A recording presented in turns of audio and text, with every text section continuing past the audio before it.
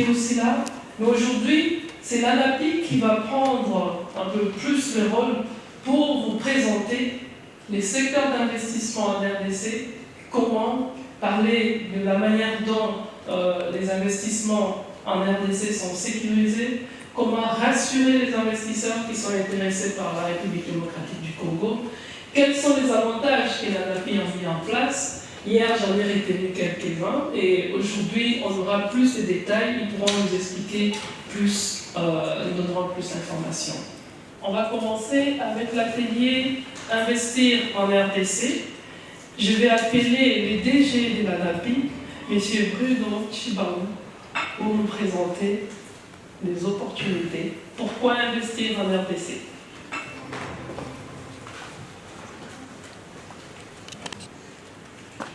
Nous l'avons intitulé là-bas, la RDC, terre d'opportunité au cœur de l'Afrique.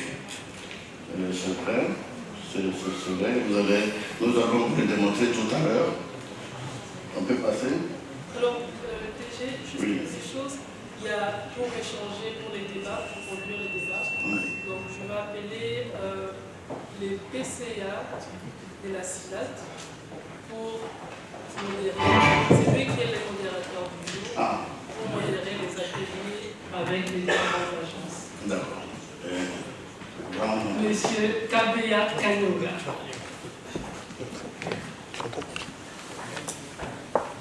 Je venais de vous découvrir, mais aujourd'hui vous allez nous guider. Hein? Donc je venais de vous découvrir. Ok, voici notre agenda. On va faire une brève présentation de l'ANAPI, nous l'avons fait hier. Peut-être pour ceux qui n'étaient pas présents hier, ce serait possible, mais je vais y aller assez rapidement. Nous allons vous présenter la vision du chef de l'État, la vision du développement du chef de l'État dans la République démocratique du Congo, parce que nous travaillons conformément à cette vision-là, et voir comment on va l'implémenter avec l'aide du gouvernement de la République démocratique du Congo. Nous allons aussi vous présenter la République démocratique du Congo en miniature, comme un pays vraiment géostratégique pour l'Afrique et même pour le monde. Et à partir de là, nous allons relever quelques potentialités économiques. Et cela vraiment le cœur même de ce que nous allons vous présenter aujourd'hui. Et pour que nous puissions y arriver assez facilement, arriver donc aux opportunités en question, nous allons vous parler des efforts que nous sommes en train de fournir au niveau de l'amélioration du climat d'affaires. Et là, il y a quelques points saillants, tels l'appropriation institutionnelle, le cadre légal des investissements en République démocratique du Congo, et l'orientation stratégique pour la mise en œuvre des réformes, c'est important.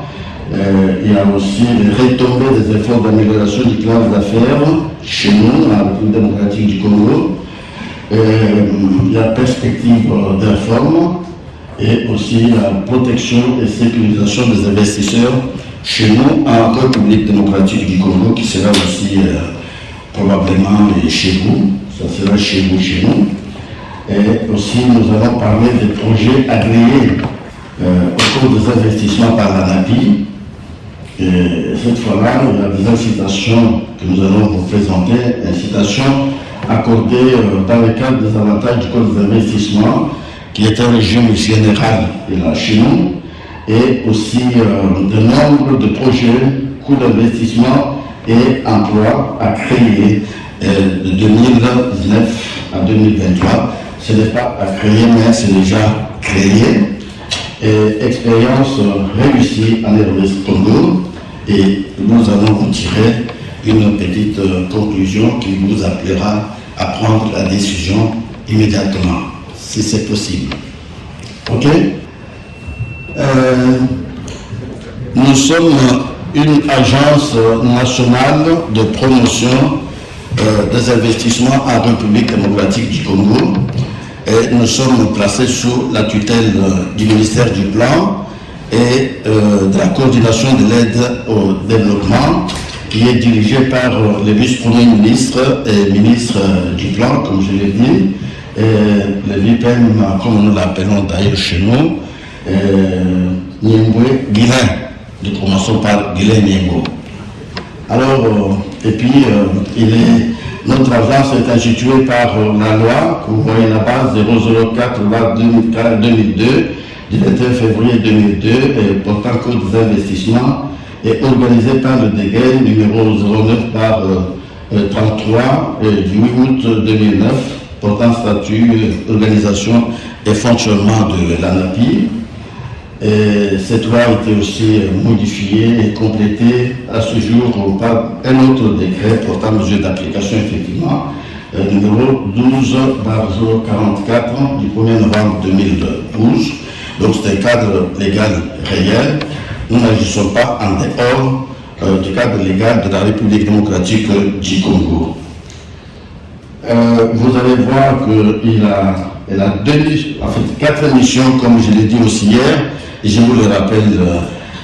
La première mission, nous allons à notre niveau essayer de promouvoir l'image positive de la République démocratique du Congo partout où nous serons. Ici, on ne vous parlera absolument pas du mal de notre pays. D'ailleurs, il n'y a que du beau là-bas. Les jours que vous essaierez, vous verrez que je vous dirai que ce qui est beau. Plaidoyer aussi pour l'amélioration du climat des affaires, c'est aussi une des missions importantes. Et il y a aussi la promotion des opportunités du pays et aussi l'accompagnement administratif. Donc, nous vous faciliterons la tâche, nous vous accompagnerons dans tout ce que vous aurez à avoir comme projet dans notre pays. Alors, en dehors de cela, on peut avancer. Et cet accompagnement se fera avant les investissements. Si vous voulez, vous venez chez nous, vous entrez en contact avec nous, nous serons prêts à nous organiser. Venez vous chercher à l'aéroport. Et s'il y a des hôtels que vous avez déjà fait réserver, nous prendrons les véhicules, nous venons vous prendre à l'aéroport, nous vous amènerons à l'hôtel, donc dans vos hôtels, et de là, nous allons prendre maintenant rendez-vous avec vous pour que vous veniez chez nous au bureau. Nous allons nous entretenir avec vous, toujours autour de l'eau que nous aurons produite chez nous là-bas. Et parce qu'il y a des start-up et des sociétés qui en produisent à suffisance et à bon marché.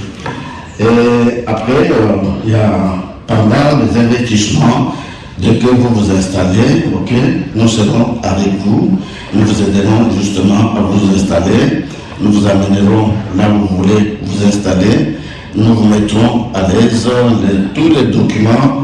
Nous vous accompagnerons pour que vous puissiez les obtenir sans trop de problèmes.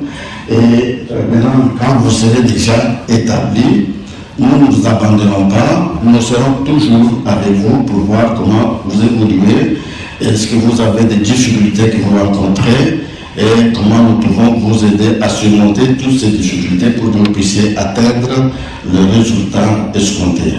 Et c'est ça que nous avons toujours fait et que nous ferons avec les potentiels investisseurs qui viendront chez nous d'ici là.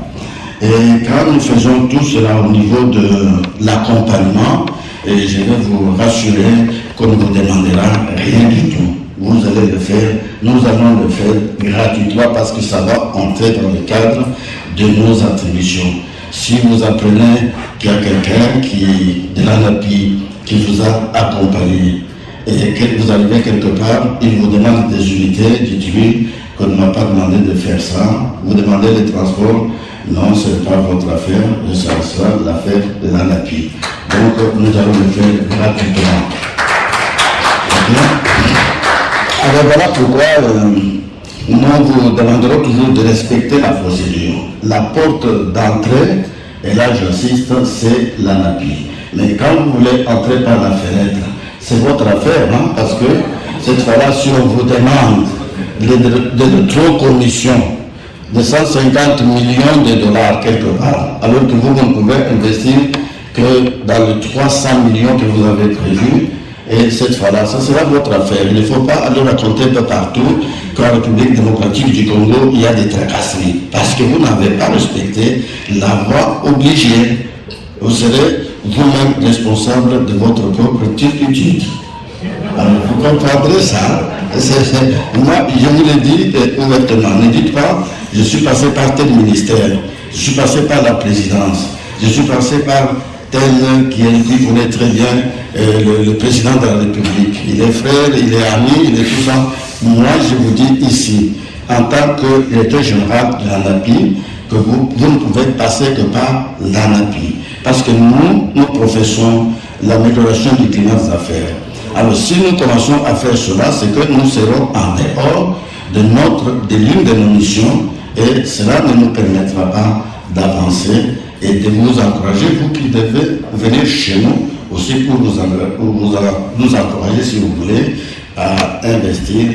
Et par vos investissements, vous allez quand même augmenter notre PIB et de ce PIB, nous aurons à développer notre pays pour l'ensemble, n'est-ce pas, de la République en termes de développement et durable. Et ça, c'est ce que je vais vous dire, vraiment, c'est important. Vous voulez venir et appeler, vous avez les QR à l'extérieur, prenez tous les contacts, appelez le directeur général, appelez l'expert en la matière quelque part, vous avez les contacts et prenez rendez-vous. Nous allons vous prendre en charge, je vais dire, nous prenons en charge. Ce n'est pas que nous payons pour vous les billets, non, les billets c'est vous. Les transports de l'aéroport jusqu'à vos hôtels, ce sont vos hôtels. Nous allons venir là-bas pour vous éviter des problèmes à l'aéroport, parce qu'on ne sait jamais. Tout le monde n'est pas toujours bon. J'ai vu partout au monde, il y a toujours des exceptions, des hommes exceptionnels qui, et au lieu de suivre la loi, ils font autre chose. Alors si vous tombez dans des milliers comme ça, vous allez vous en prendre à vous-même. Alors, vous voyez un peu, donc avant, pendant et après les investissements, nous serons toujours ensemble jusqu'au moment où vous allez faire les 3 ans, si vous êtes dans la zone A d'investissement, 4 ans si vous êtes dans la zone B, et 5 ans si vous êtes dans la zone 3, donc la zone C. Alors, après cela, malgré que vous aurez déjà terminé, si vous avez un problème, vous écrivez à l'ANAPI, il va toujours faire les plaidoyers. Et dans l'ensemble, vous allez voir que c'est ce qui va se passer ici. On peut avancer, monsieur le PCA. C'est le DG, hein? Non, PCA. Le monsieur le PCA, s'il vous plaît. Oui, la science et la technologie, c'est pareil. Hein? Ok, d'accord. Alors, maintenant, vous faites quelque chose. Vous savez, dans chaque pays, dans chaque organisation, il y a toujours un guide.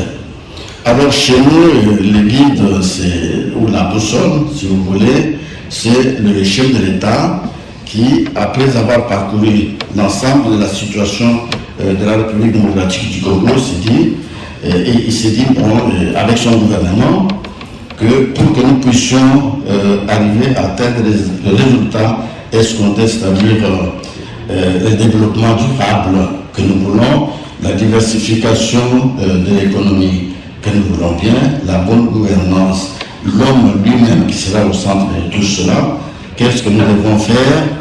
Alors là, c'est lui qui donne maintenant sa vision du développement.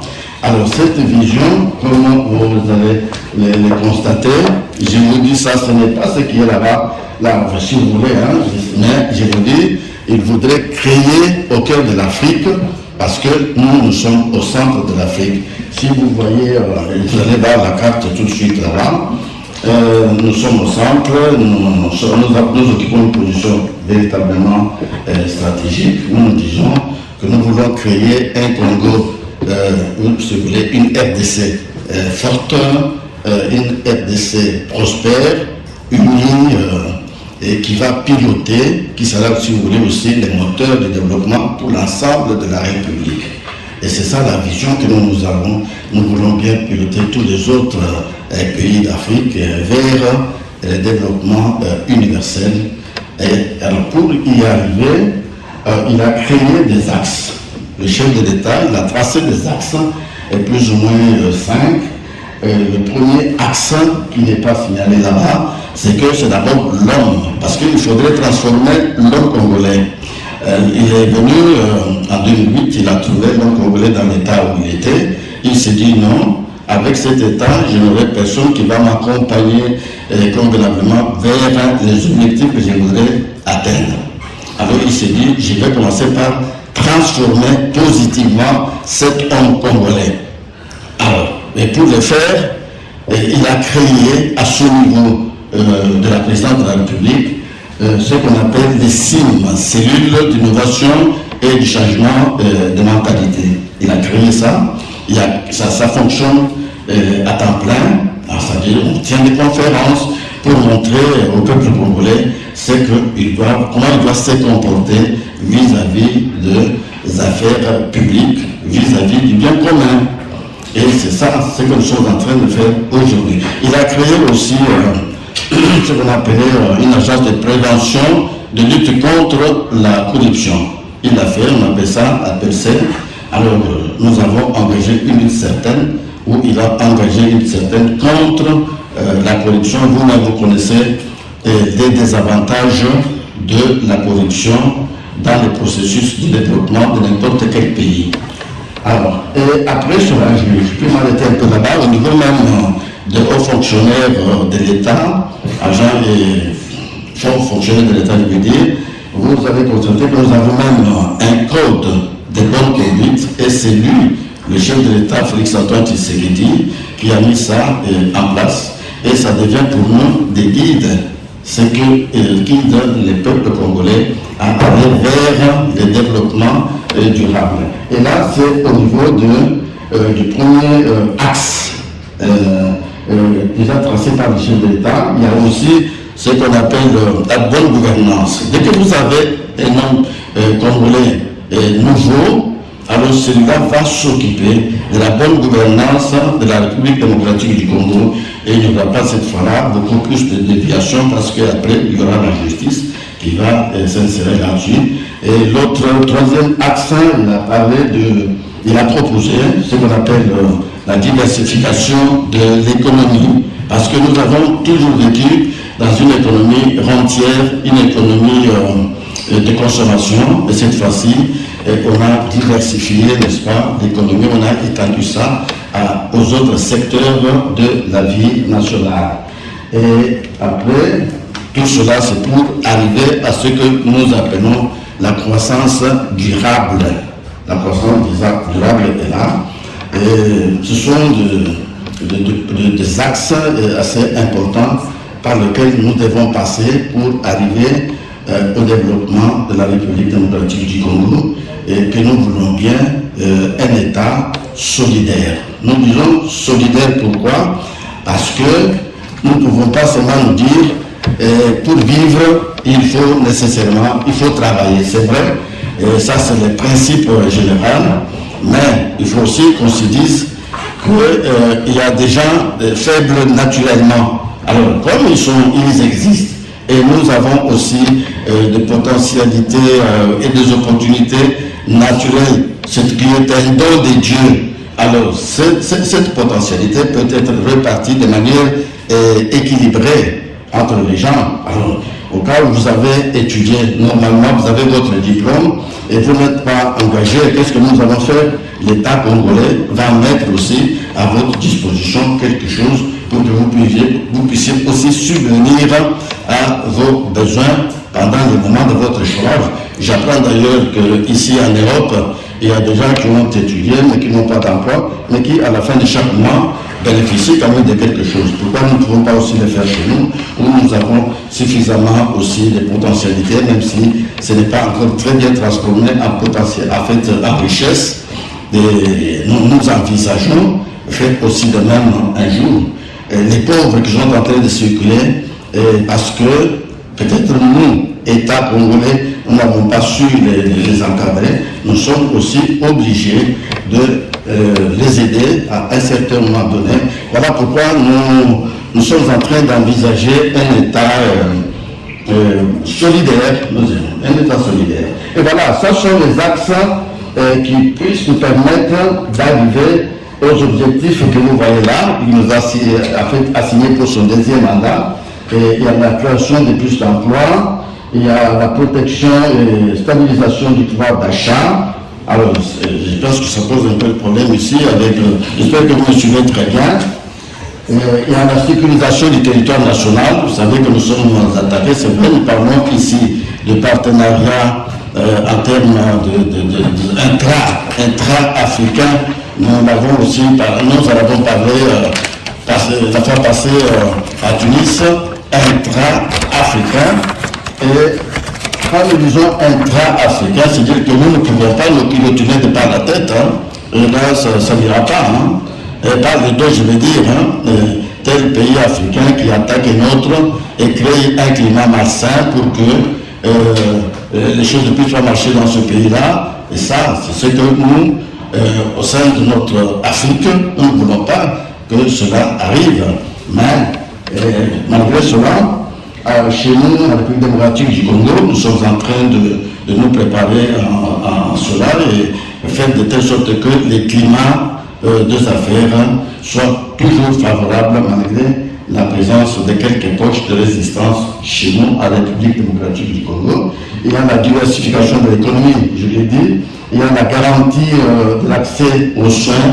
Et là, nous avons déjà un programme que nous avons, qui est mis déjà sur pied, pour que chacun de nous, ce qu'on appelle ça, soins de santé universelle, c'est-à-dire si tu tombes malade, tu peux aller à n'importe quel hôpital de référence, vous allez prendre vos soins, on va s'occuper de vous sans trop de problèmes. D'abord, la santé et la gratuité de la maternité, c'est déjà quelque chose de fait. Chez nous, c'est matériel. Vous pouvez y aller quand une maman accouche, c'est sûr qu'elle ne va pas payer ses frais, c'est l'État qui en prend, n'est-ce pas, en charge. Et il y a aussi le renforcement de l'efficacité des services publics. Et là, nous combattons ce que nous appelons la lenteur administrative. Et ça, vous allez le constater. Et quand vous serez chez nous, vous allez aller au guichet unique de création d'entreprise. À des moments, ça prenait 6 mois, une année. Mais aujourd'hui, vous pouvez y aller dans 30 jours. Vous avez facilement votre document qui vous permet déjà d'exercer, n'est-ce pas, vos fonctions en tant qu'homme d'affaires de la République démocratique du Congo. Donc, vous avez une entreprise au droit congolais. Et voilà les 6 objectifs que nous devons atteindre pendant ce mandat. Et comment on va y arriver, monsieur le PCA? Et la réponse est là. Voilà. Pour que nous puissions arriver à réaliser la vision du chef de l'État, regardez ce que nous avons fait. Nous avons profité de la position géostratégique de la République démocratique du Congo au centre de l'Afrique. Vous verrez les drapeaux au milieu là.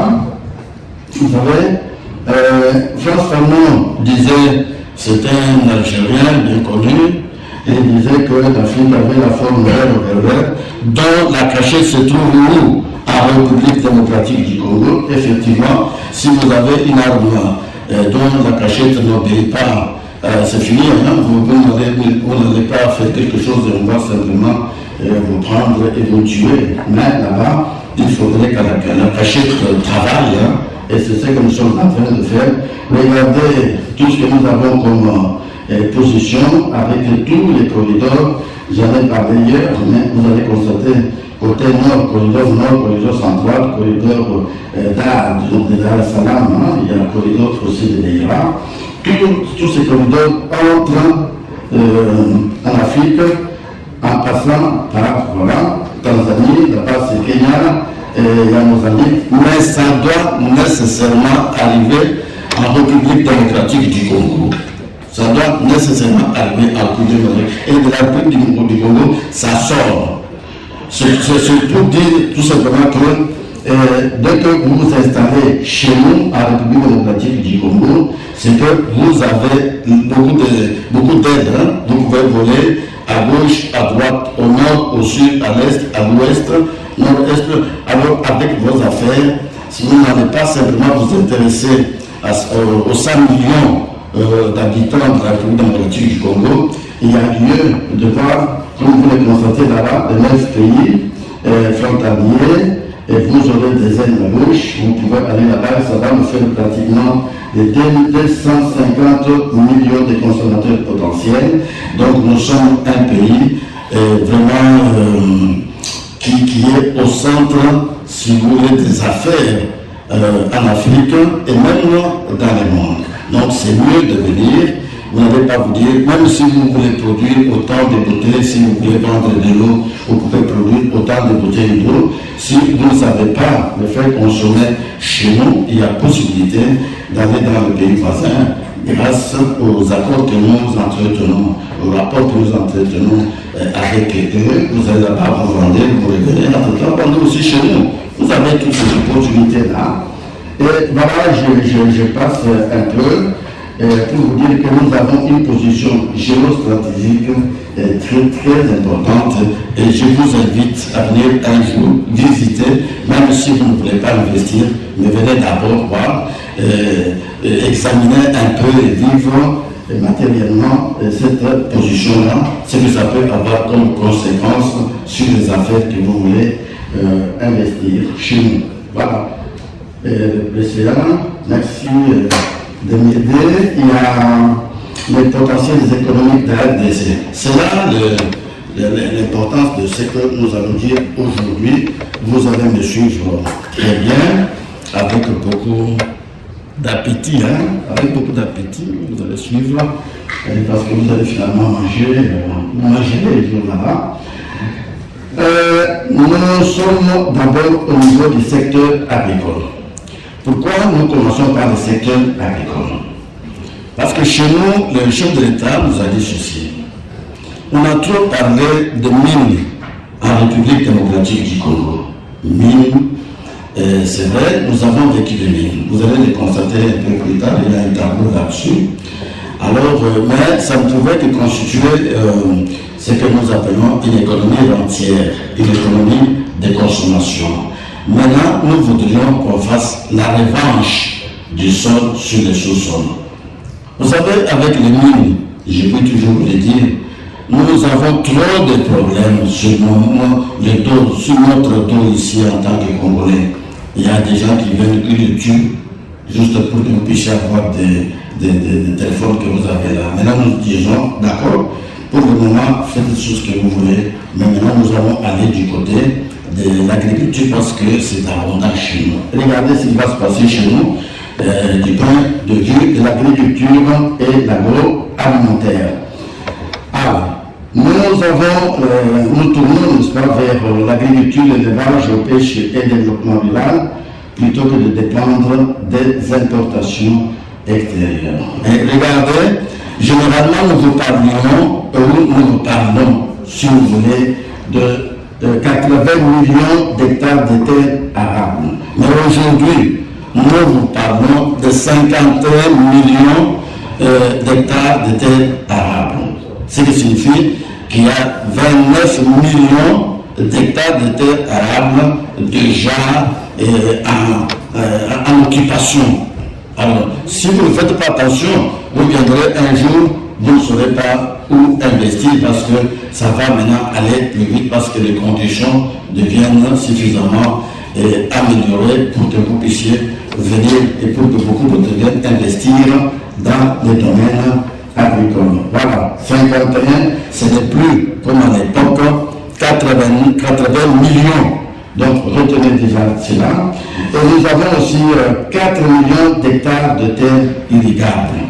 Et là, nous pouvons estimer qu'il y a 10% qu'on utilise et le reste constitue des opportunités pour vous, pour tous ceux qui veulent venir investir chez nous dans le domaine de l'agriculture et de l'agroalimentaire, même agro-industrie. vous allez aussi voir des potentiels halieutiques. Potentiel halieutique. Chez nous, il y a un problème réel. Nous avons plus ou moins 700 000 tonnes de poissons par an. Mais je regrette. Vous allez avoir pitié de nous. Les poissons meurent de leur propre vieillesse chez nous. Ils ne meurent pas dans nos ventres ici, ni dans nos ventres. Non, de leur propre vieillesse, ils sont là et personne ne s'en occupe. Venez, s'il vous plaît. Venez voir comment vous pouvez faire sortir ces poissons pour que nous puissions les consommer, parce que c'est quand même comestible pour l'ensemble, non seulement de la République démocratique du Congo, mais et de l'Afrique et du monde. Nous avons les lacs Tanganyika. Allez là-bas, vers Tanganyika, effectivement, vers Kalemi. Il y a quelqu'un qui peut faire même un témoignage. Il y a une sénatrice originaire de là, et c'est suffisamment plein de poissons. Elle en prend, ce n'est pas comme elle devait prendre. Alors, maintenant, il y a aussi le lac Moro chez vous. Il y a le Moro, il y a beaucoup d'autres lacs. Plein, si vous voulez, de poissons. Venez sauver ces poissons-là. Au lieu qu'ils puissent mourir jeunes, en fait, jeunes, qui meurent jeunes, mais dans nos ventres. Et j'insiste beaucoup sur ça. Alors, aussi, regardez, au niveau de l'élevage, nous avons plus ou moins 40 millions de têtes de gros bétail, avec un pâturage vert assez important. Jusqu'à présent, ce n'est pas encore occupé. Vous qui vous intéressez à l'élevage, venez. Venez. Nous vous attendons à bras ouverts. Et maintenant, le besoin du pays, nous attendons tout cela, mais les investissements nouveaux devant permettre de stopper l'exploitation cascade de produits agricoles tels que le maïs, 80%, riz 85%, blé et beaucoup d'autres. Alors, venez, il reste là-bas, vous allez nous aider mutuellement. Nous allons nous entraider. Ce n'est pas que quand vous venez, ça sera seulement nous aider, nous, Congolais, mais vous aussi, vous allez vous entraider parce que vous allez faire de bonnes affaires. Voilà. Je passe au niveau de l'énergie. L'énergie, il y a là-bas, il y a l'eau, il y a l'électricité. Au niveau de l'électricité, chez nous, nous avons à peu près 100 000 MW de potentiel hydroélectrique, soit 37% du potentiel africain et 6% du potentiel mondial, dont seulement 2,5% exploités. Vous voyez, ça fait pitié, hein, ça fait pitié. Je vous appelle à venir essayer d'investir dans ce domaine où il y a suffisamment d'opportunités. Vous gagnerez nécessairement. Et nous aussi, nous en profiterons et nous créerons des industries parce qu'il n'y aura pas d'industrie à créer sans électricité. 780 autres sites identifiés pour le développement de centrales hydroélectriques, énergie solaire, nous en avons besoin pour le moment, et énergie éolienne, biomasse, gaz méthane, plus de 57 milliards de mètres cubes dans les lacs Kivu. Regardez un peu. Regardez un peu. C'est sérieux. Je pense que dans cette salle, si les investisseurs ne sont pas là, mais il y a quand même des messagers là, qui vont aller dire, bon, nous avons assisté à une conférence tenue par l'appui de la République démocratique du Congo. Les opportunités sont suffisamment présentes en République démocratique du Congo. Alors, allons-y, avant que cela ne soit trop tard. Et géothermique, non encore exploité. Qu'est-ce que je vais encore dire? Nucléaire, réserve de 1800 tonnes à exploiter. Qu'est-ce que vous allez encore dire? Alors, qu'est-ce que nous avons comme besoin à vous présenter tous les moments? Les investissements nouveaux dans les picots, micros et autres centrales pour accroître le taux de desserte en électricité et doter le pays d'une économie industrielle. Ça, nous l'avons dit. Sans électricité, pas d'industrie. Mais pourquoi vous commencez à dormir? Ne dormez pas, c'est pareil. Hein? C'est sérieux. Hein?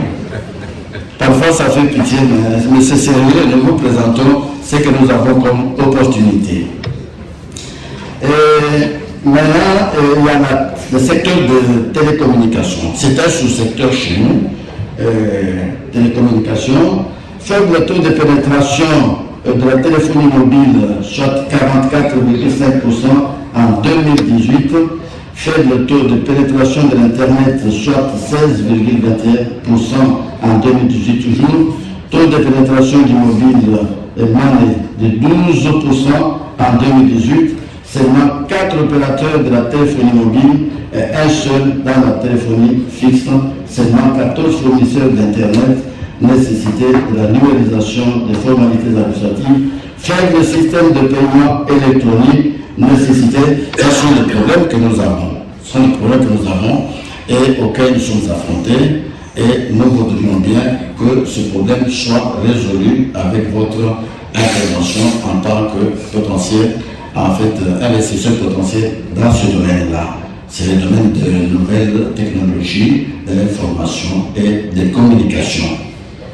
Voilà. Nous nous attendrons à ce niveau-là. Ce qui est important, même avec le 49, pour le moment, ça peut être déjà à 30 ans. Nous n'avons pas ici de nouvelles données, je m'excuse, en fait, de m'excuser. Mais prochainement, je crois qu'on va actualiser cela. Et vous allez voir toujours des vieilles mamans aussi avec les petits téléphones dans des villages. Hein. Ça existe quand même quelque part là-bas. Dans certains milieux, hein, ça existe. Les vieux papas, bon, il est là, il sait aussi manipuler cela, mais ça ne pouvait pas être seulement à ce niveau-là, ça devait être au niveau encore le plus élevé. Voilà. Il y a le tourisme. Le tourisme, c'est encore un secteur en fait, je vais dire vierge. Un secteur vierge est très important. Regardez, nous avons les 9 parcs nationaux et 62, 63 est protégé et domaine dont 5 sites inscrits au patrimoine mondial de l'UNESCO, espèces uniques endémiques, dont Okapi, Borobo, si vous voulez, voilà, il y a Bonobo, il y a les Pao congolais, etc. Et existence aussi d'une part importante du marché dans ce domaine-là. Et ce que je vous dis ici est vrai, l'Okapi c'est vraiment une espèce là, hein, Bonobo c'est encore là. Et si vous allez dans les parcs par exemple des Virunga, vous allez retrouver cela sans problème, vous serez curieux de pouvoir vivre aussi ce que je vais vous dire. Qu'est-ce que nous voulons vous demander à vous qui pouvez venir investir chez nous? C'est installation de parcs d'attractions modernes et modernisation de parcs existants. Effectivement, il y a des parcs qui existent, mais qui sont déjà délabrés. Venez pour que nous puissions les moderniser. Et ça sera et à votre avantage et à notre avantage aussi. Quand vous venez du côté infrastructure, c'est encore très grave. Très grave. Vous avez beaucoup à faire. Nous aussi, nous avons beaucoup à faire dans votre accompagnement. Parce que vous êtes obligés vraiment de nous aider à voir par exemple le voie ferrée. Je prends le voie ferrée ou la voie ferrée. Énorme potentiel du système ferroviaire, long de 5033 km. Nous avons ça au niveau de la voie ferrée.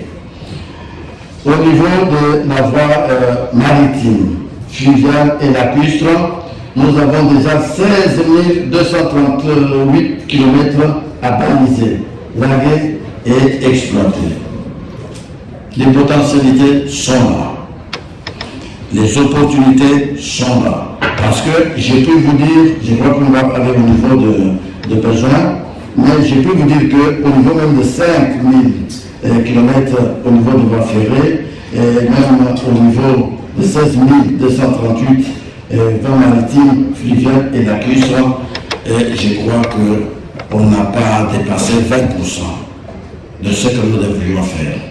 Que ce soit au niveau urbain, périurbain, au niveau rural, n'en parlons pas. N'en parlons pas. Et il y a beaucoup de choses que nous devons faire et pour lesquelles nous vous invitons à le faire ensemble. Voie routière, réseau routier, long de 152 000 km². Parce que là, je vous rappelle que nous avons un pays de 2 350 410 km²,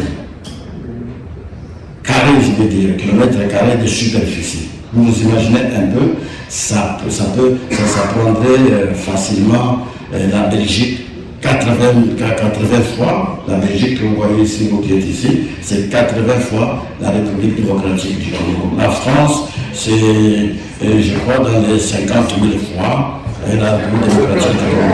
C'est combien? Allez-y, c'est combien?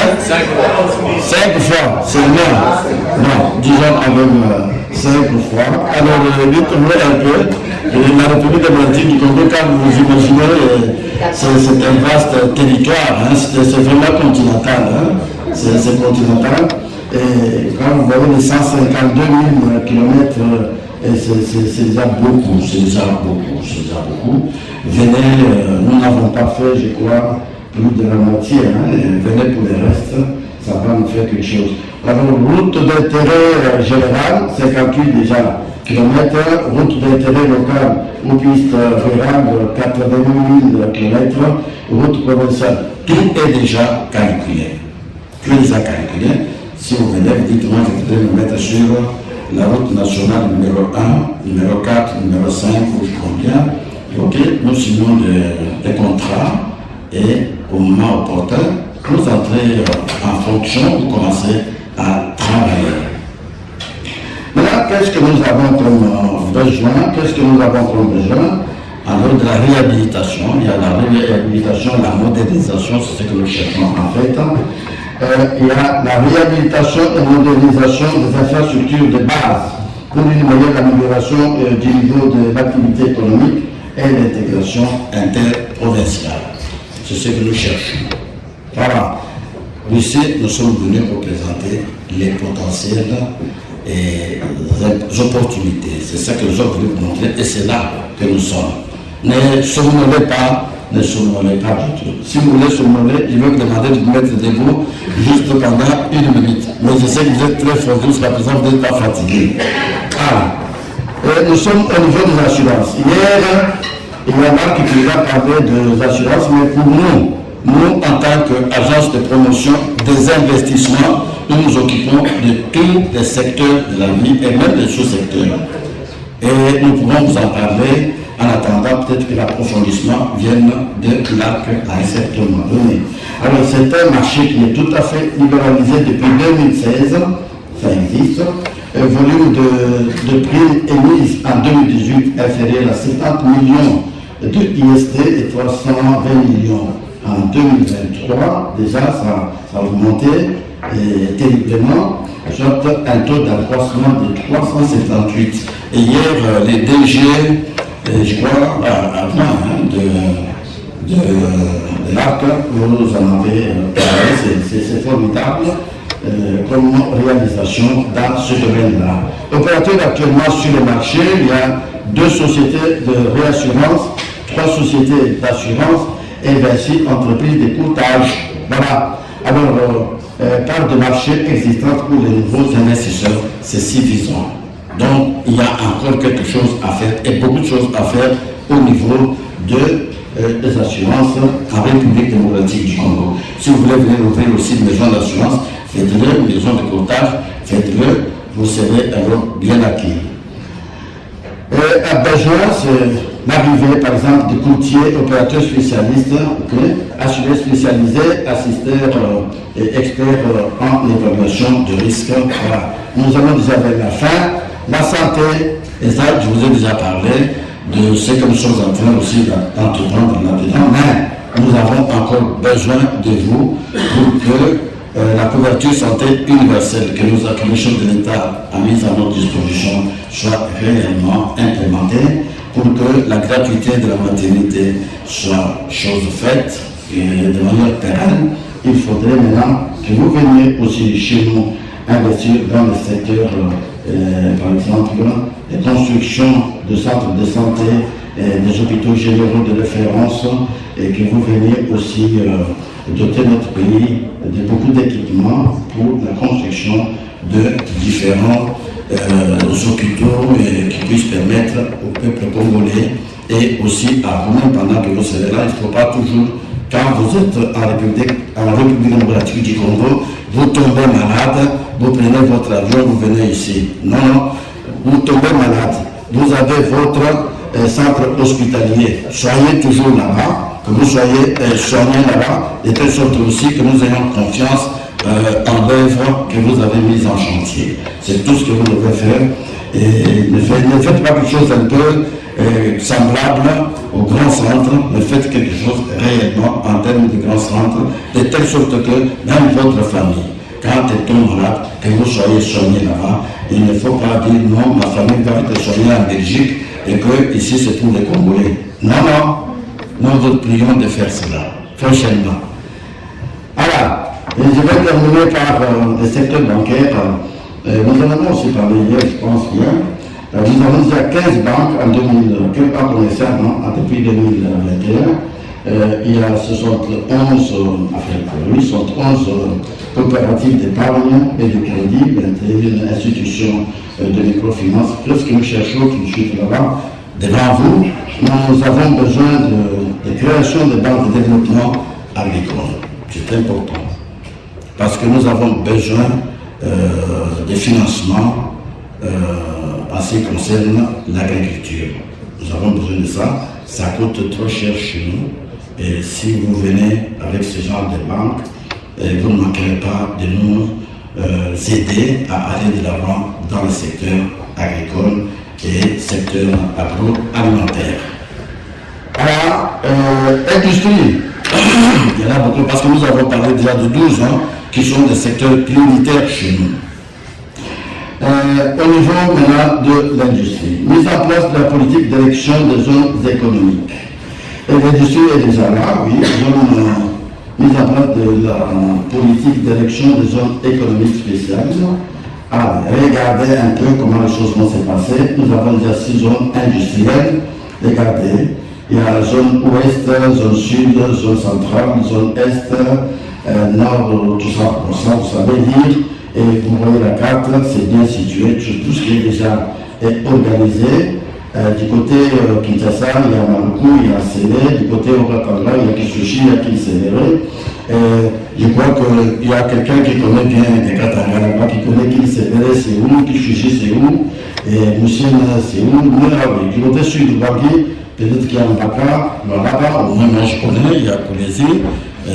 Alors, tout ça, c'est déjà bien stratifié, bien programmé, de telle sorte que quand vous venez, vous n'aurez pas de difficultés. Dès que vous venez, vous n'avez pas de projet d'avance élaboré, nous allons vous dire, vous demander, vous voulez investir dans quel domaine, dans quel secteur, dès que vous nous en parlez.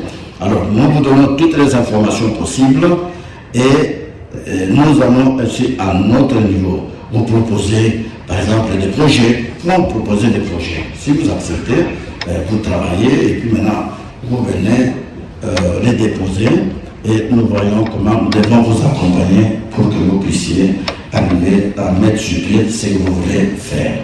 Voilà ce que j'ai pu vous dire, monsieur le PCA. Et tout cela, je vous ai dit, je viens de vous parler des potentiels économiques en République démocratique du Congo qui constituent des opportunités formidables.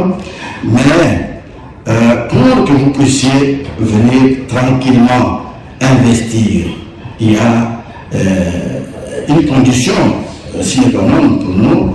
Nous avons compris qu'il faudrait que nous travaillions sur les climats d'affaires.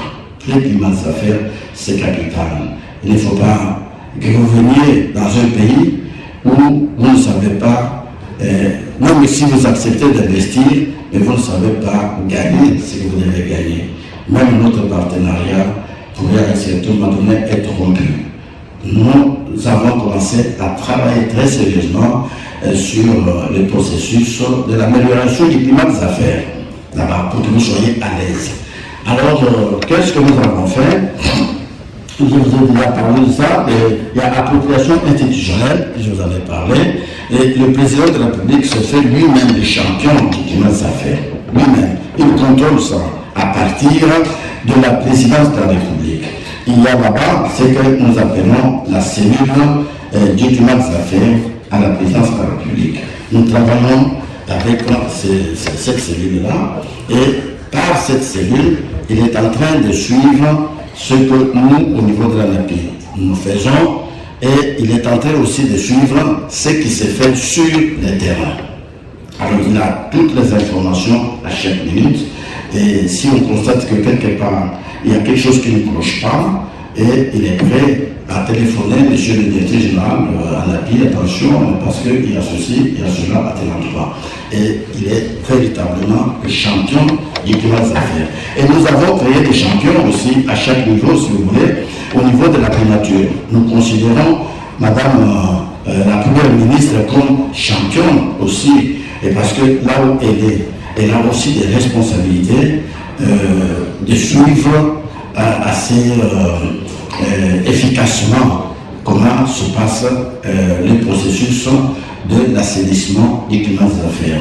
Même les ministères sectoriels, comme les nôtres, c'est-à-dire les ministères du plan et de la coordination de l'aide au développement, nous avons ce devoir-là de le faire. C'est pour dire autant combien coûte, si vous voulez, l'amélioration du climat des affaires chez nous. Ça pèse et ça nous intéresse. C'est pour que vous puissiez être attirés par ce que nous pouvons faire dans notre pays. Alors, et là, il a repassé, hein, c'est le chef de l'État qui en parle. Hein. Quand vous le voyez faire ça, c'est-à-dire qu'il en parle déjà. Allez, maintenant, le cadre légal des investissements en République démocratique du Congo. Nous avons un arsenal juridique formidable. Et là, c'est constitué de textes légaux et réglementaires ci-après. Et ces textes ont pour tâche d'alléger les conditions d'investissement et de protection des investissements dans notre pays. Et on n'en badine pas à ce niveau-là, et nous sommes très sévères. Quand le chef de l'État donne un ordre comme ça, notre travail, c'est d'être sur le terrain et voir ce qui s'est fait et dans quelles conditions ça se fait. Alors, vous allez constater, la loi agricole existe, et cette loi, à l'intérieur, ça allège les conditions d'investissement dans ce secteur-là. Il y a une ordonnance sur les zones économiques spéciales. Et quand vous voulez investir dans telle zone économique spéciale, il y a des conditions toujours d'allègement.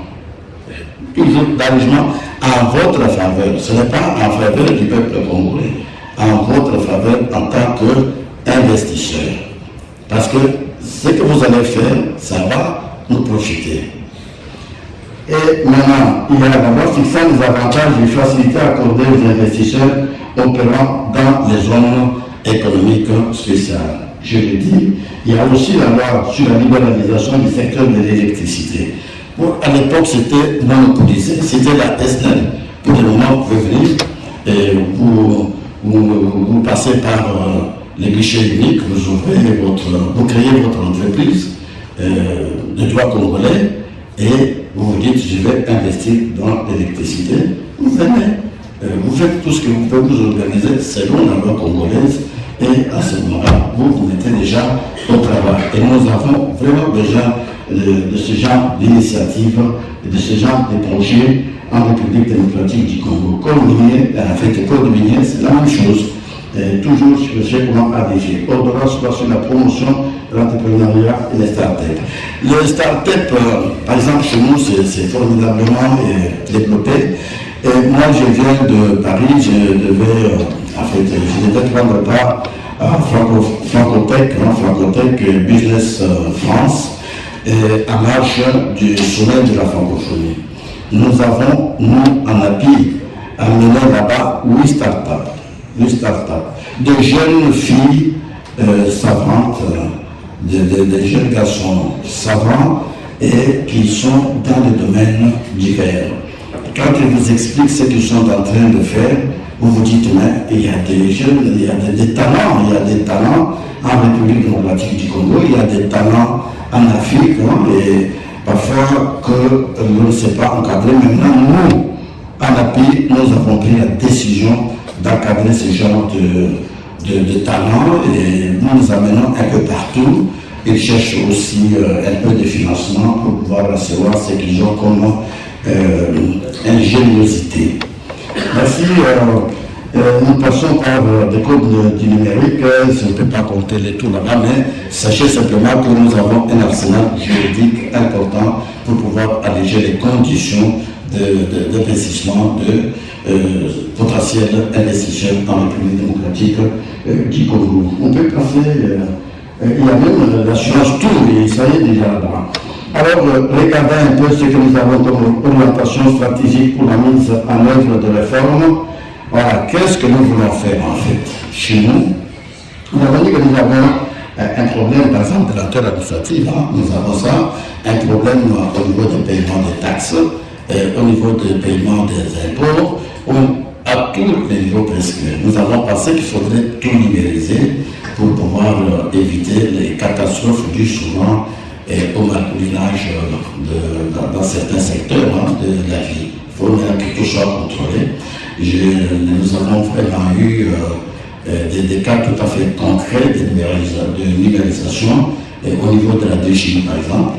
Et on ne savait pas avoir suffisamment de recettes, mais disons depuis 2000, depuis Bébélette, on ne savait pas le faire, mais depuis qu'on a numérisé ça, au niveau où ça se trouve, nous savons faire des recettes multipliées par 1000 ou même plus de 1000.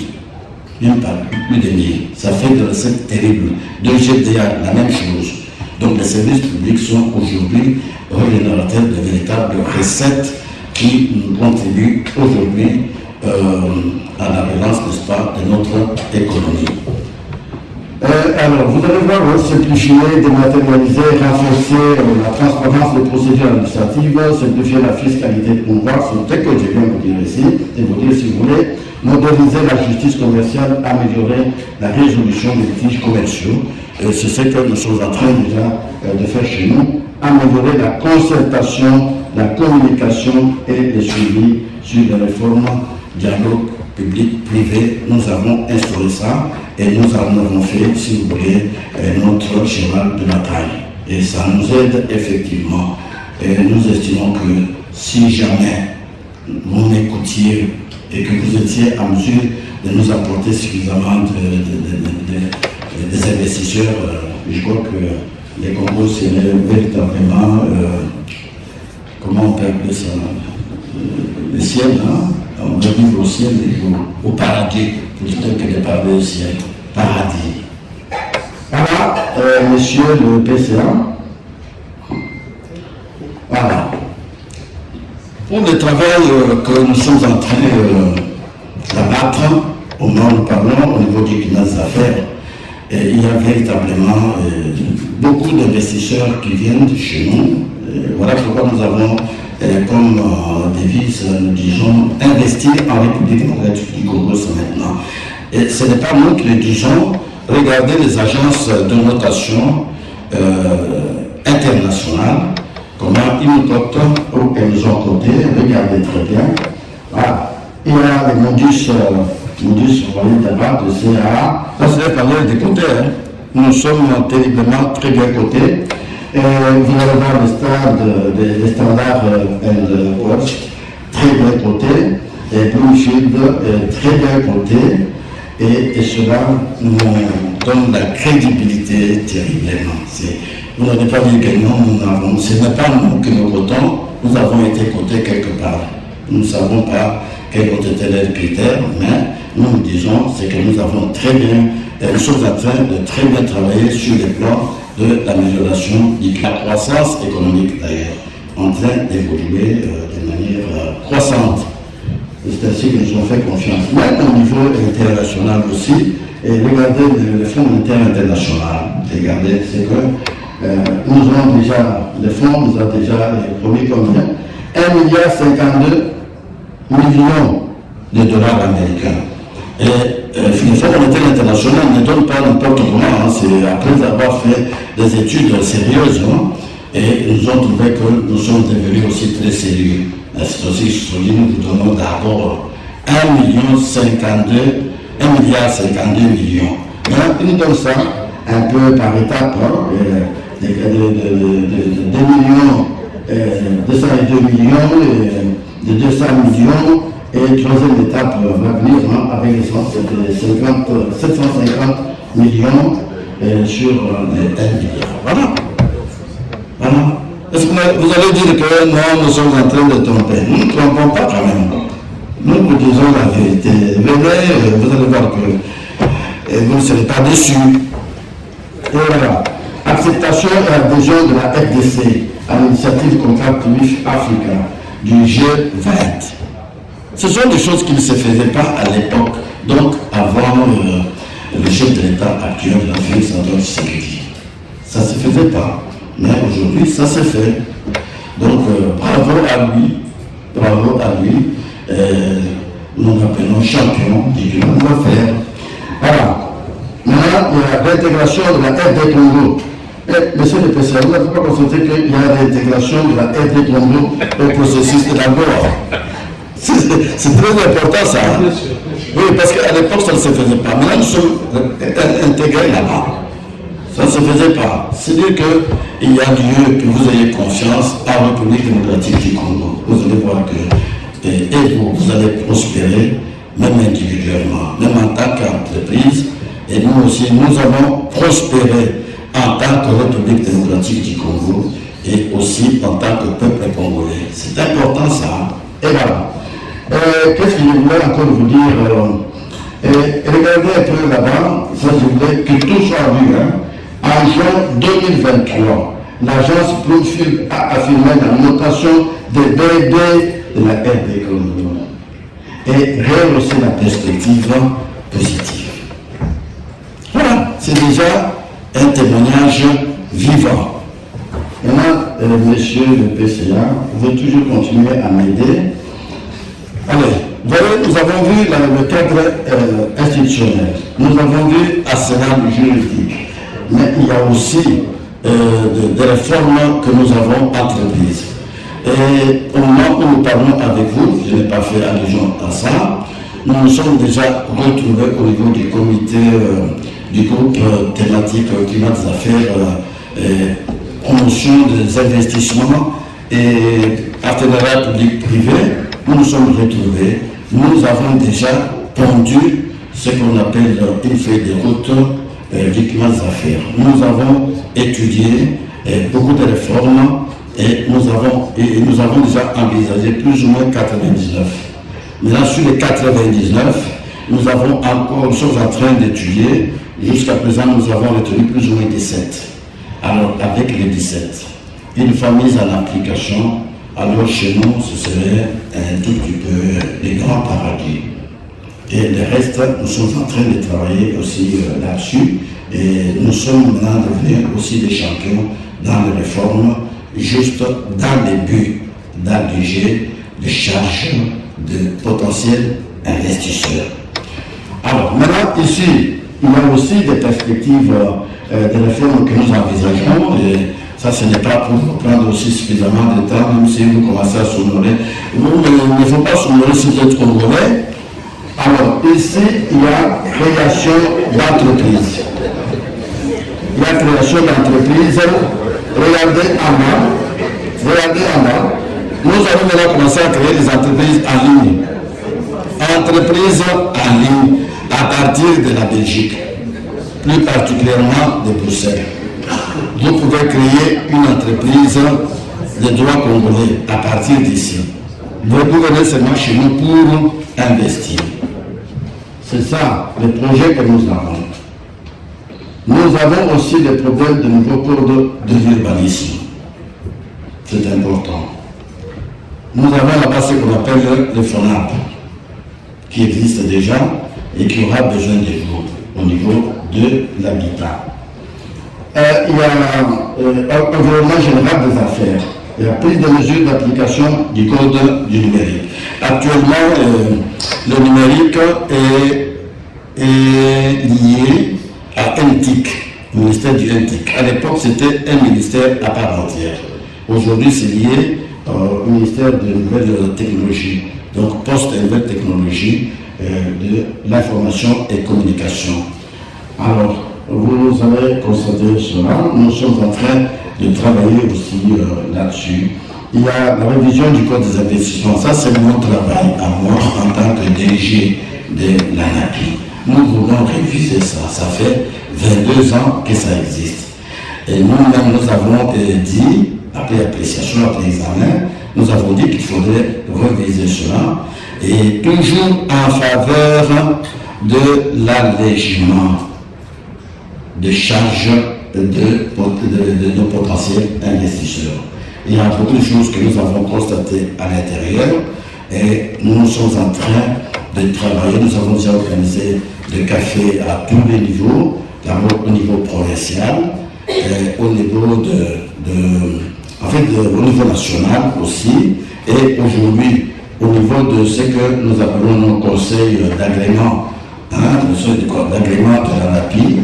Et nous sommes en train de réfléchir encore davantage pour pouvoir réviser les codes des investissements pour que ça soit adapté et à la situation actuelle de notre pays. Parce qu'à l'époque, vous voyez, ça fait déjà 22 ans et il y a beaucoup de choses qui ont changé, beaucoup de paramètres qui ont changé, et sur le plan politique, et sur le plan administratif, et même sur le plan économique. Nous sommes obligés de l'adapter à toutes ces situations ou conditions. Il y a la loi foncière. La loi foncière est là, nous allons numériser cela. Vous savez, je ne sais pas si c'est comme ça un peu partout, mais chez nous en Afrique, ça pose beaucoup de problèmes. Généralement, les gens qui travaillent aux affaires foncières, on dit ils sont dans des mines d'or. Ils sont dans des mines d'or. On dit comme ça. Mais qu'est-ce qui se passe au juste? Vous ne comprendrez rien. Comment ça va être transformé en mine d'or? Alors voilà pourquoi nous voudrions numériser toutes les opérations là-bas. C'est capital. Et aussi, même la loi agricole doit être aussi, si vous voulez, révisée. Et ça a quand même aussi pris 10 ans. Maintenant, nous allons prendre des mesures qui s'imposent, je vais bien terminer, qui s'imposent pour l'applicabilité de tout ce que nous avons comme mesure sur la loi PPP, partenariat public-privé. Voilà ce que nous avons en perspective et qui peut déjà encourager les futurs investisseurs de la République démocratique du Congo. Tout, nous le faisons en faveur de vous. Alors, tout en le faisant en faveur de vous, nous le faisons aussi en faveur de nous. C'est ça qu'il faut faire. C'est le rendez-vous du donner et du recevoir, dont parlait à l'époque, l'époque Sédar Senghor, si vous les connaissez. Cette fois-là, c'était dans le cadre de la culture. Voilà. Qu'est-ce qu'il y a là-bas? La sécurité était un paramètre déterminant pour permettre à l'investisseur de maximiser ses profits et de récupérer sur tout ce que nous avons dit. Ça, c'est un peu une petite conclusion. On peut avancer. Voilà. Et ça, j'en ai parlé hier. J'en ai parlé pour vous dire ceci, mes chers amis. Vous les investisseurs, nous avons arrêté des mesures de sécurisation de vos investissements et de vous-même investisseurs. Quand vous êtes en République démocratique du Congo, vous êtes sécurisé. D'abord par la Constitution de la République démocratique du Congo. Regardez bien comment nous le faisons. Mécanisme interne. Regardez les codes. Si vous lisez notre code avant qu'il ne soit révisé, regardez, il y a interdiction de nationalisation et d'expropriation. Vous avez déjà investi. Quel que soit ce que vous aurez comme problème, en République démocratique du Congo, nous ne pourrons pas nous dessaisir de vos biens. Jamais. Ce sont vos biens. Si vous voulez, si nous osons le faire, il y a deuxième étape. La deuxième étape qui va suivre, vous verrez. Alors, ici aussi, il y a égalité de traitement. Ça, je vous l'ai dit hier. Pas de discrimination entre les nationaux et les étrangers. Pas de discrimination. Vous êtes régis par les mêmes lois. Et troisièmement, liberté de transfert de revenus générés. Vous avez généré vos milliards. Vous avez généré vos millions, vos milliers. C'est votre argent. Vous voulez garder ça en République démocratique du Congo, tant pis pour vous. Vous voulez amener ça en Inde, c'est votre affaire. Vous voulez amener ça dans les paradis fiscaux, c'est votre affaire. Vous êtes libre. Prenez votre argent, amenez. Mais nous avons besoin de vos investissements chez nous. Et puis, les droits acquis. Si vous avez des autres droits qui vous sont reconnus par l'État congolais, je vais vous dire que ça restera comme tel. Personne ne viendra dire non, vous ne pouvez plus le faire. Non, pas question. Mais, au cas où vous avez des difficultés, telles que je viens de l'annoncer de ce côté-là, il y a maintenant des mécanismes externes. Vous avez des difficultés, allez à l'ONU. Il y a l'arbitrage des conflits. Si c'est l'État congolais, vous, investisseurs tels, vous avez des problèmes avec l'État congolais, allez là-bas. L'État congolais sera invité. Il sera entendu. Au cas où il n'a pas raison, vos biens, vos droits seront respectés. Vous venez, par exemple, nous avons adhéré à Agence pour l'assurance du commerce en Afrique. Et là, c'est vrai aussi, vous avez des problèmes, allez là-bas. Dans ce cadre-là.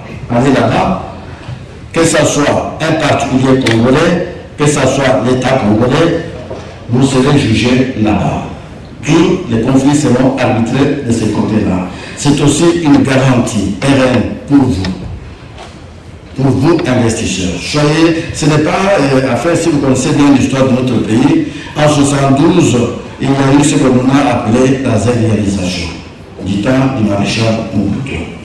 Et beaucoup d'expatriés, si vous voulez, avaient perdu leurs biens, et cela ne se répétera plus jamais. Alors, il y a l'IGA, il y a la Convention de New York, il y a le protocole de SADC, il y a plusieurs conventions bilatérales de promotion, et tout cela sont des mécanismes externes mis à votre disposition pour que vous puissiez vous sauver. Je peux passer. Voilà. Vous serez vraiment.